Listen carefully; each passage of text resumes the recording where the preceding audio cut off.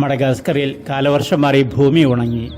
ഗ്രാമപള്ളികളിലേക്കുള്ള വഴികൾ തെളിഞ്ഞു തുടങ്ങി. കഴിഞ്ഞ കാറ്റഗിസ്റ്റ് സമ്മേളനത്തിൽ കടന്നുവന്നൊരു ചിന്തയായിരുന്നു ഉറങ്ങിപ്പോയ ബെബാക്ക് പള്ളിയെ എങ്ങനെ ഉണർത്താമെന്ന്.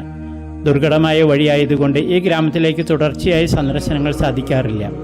എങ്കിലും മഴക്കാലം കഴിഞ്ഞതുകൊണ്ട് ഇവിടെയുള്ളവരെ കാണുവാനും പ്രോത്സാഹിപ്പിക്കാനും ഒരു ദിവസം ഞങ്ങൾ ഒരുങ്ങി. ബെബാക്ക് പള്ളി ഒരു തരത്തിൽ പറഞ്ഞാൽ അനാഥയാണ്. ഇവിടുത്തെ കാറ്റഗിസ്റ്റ് ഏതാനും വർഷം മുൻപ് താമസം മാറിപ്പോയി.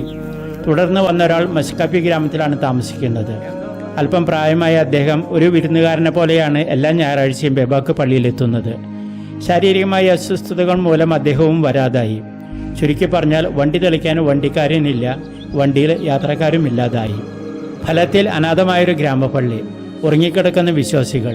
ഇവരെ ഒന്ന് വിളിച്ചുണർത്താനാണ് പെന്തക്കോസ്ത് തിരുനാളിന് മുൻപ് തന്നെ ഇവിടുത്തെ കുടുംബങ്ങളെ സന്ദർശിക്കാൻ എത്തിയത്.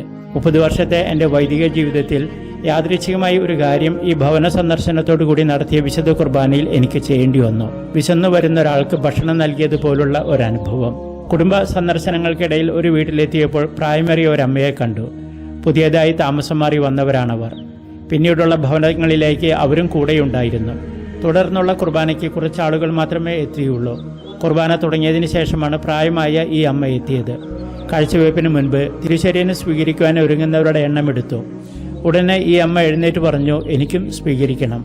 പക്ഷേ ഏറെ നാളായി ഞാൻ കുമ്പസാരിച്ചിട്ടില്ല. ഇന്ന് കുർബാനയ്ക്ക് എത്തുവാൻ വൈകിപ്പോയി. പ്രായമായ ആ അമ്മയെ നോക്കി ഞാൻ പറഞ്ഞു, സാരമില്ല, ശരിയാക്കാം. അവർ വീണ്ടും ആവർത്തിച്ചു, എനിക്ക് കർത്താവിനെ സ്വീകരിക്കണം, അതിനെ എനിക്ക് കുമ്പസാരിക്കണം. പിന്നെ ഒന്നും പറയാൻ നിന്നില്ല.